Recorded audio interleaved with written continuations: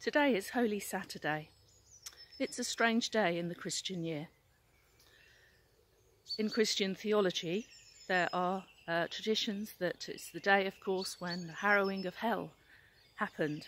Dramatic images in art depict Jesus after his death on the cross, descending into hell to bring salvation to the righteous who have lived from the beginning of time, and to bring them with him in salvation. But what was happening for the disciples? There was nothing for them.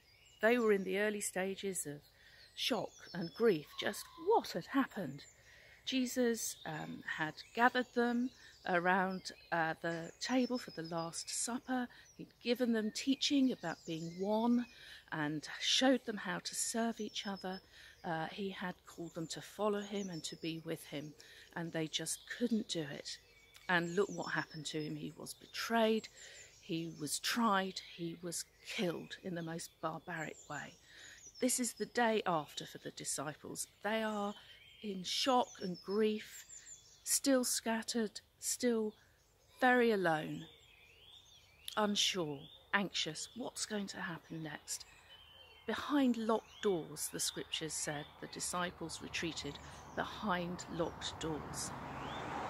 Now in the church, traditionally, on Holy Saturday, it's a very quiet day, but we're busy normally. We're busy preparing the church, bit of a spring clean, putting the fine linen out, changing the colours to white for the festival of Easter, and the flower arrangers in our churches, and we have such wonderful flower arrangers, are busy, making the churches look fantastic, so that when everyone comes in for the services for the Easter festival, the churches are glorious, and the services and the music, the singing, oh, it's just glorious, rejoicing in the resurrection of Christ.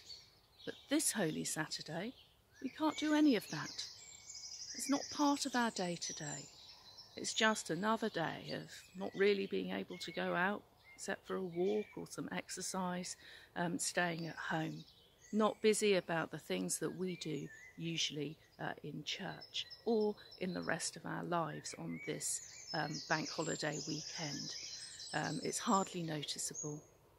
And so we're keeping pace with the Christian year in so many ways. This is a bit of a Holy Saturday experience for us.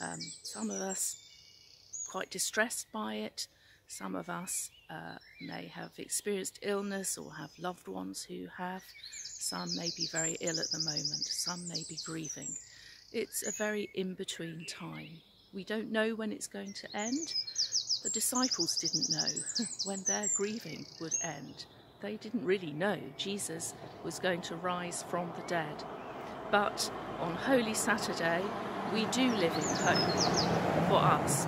We live with hope and expectation that the light of Christ still shines in the world, even though we are pausing in our Christian faith and spirituality to reflect for a while on the darkness of those days. We know that hope and light are coming. And hope and light will come back to our world too, and to our lives. It is for us to live with care for others at the moment by following the instructions we've been given, and also continuing for those of us who pray in prayer for the world at this time. So on Holy Saturday, my blessings to you.